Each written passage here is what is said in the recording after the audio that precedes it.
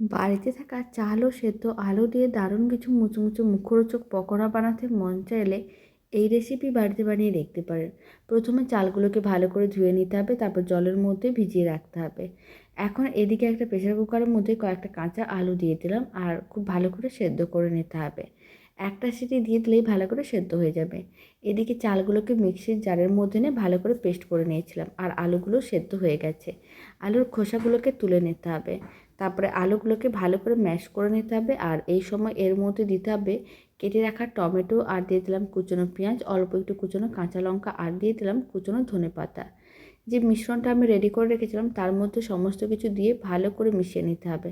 আর লবণ দিতে হবে, হলুদ গুঁড়ো, লঙ্কার গুঁড়ো আর দিয়ে দিলাম গরম মশলার গুঁড়ো। অল্প একটু জিরে গুঁড়ো, ধনে গুঁড়ো দিতে হবে আর স্বাদ অনুযায়ী চিনি দিতে হবে। সমস্ত কিছু এইভাবে খুব ভালো করে মিশিয়ে নিতে হবে। খুব ভালো করে মিশিয়ে নেওয়ার পরে অল্প অল্প মিশ্রণ গরম তেলের মধ্যে দিতে হবে আর উল্টে পাল্টে লাল লাল করে ভেজে নিতে হবে।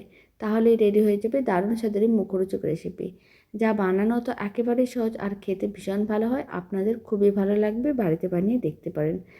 আর অল্প একটু টমেটো কেচাপ দিয়ে পরিবেশন করতে পারেন, এতে দেখতেও ভালো লাগবে, খেতেও ভালো লাগবে।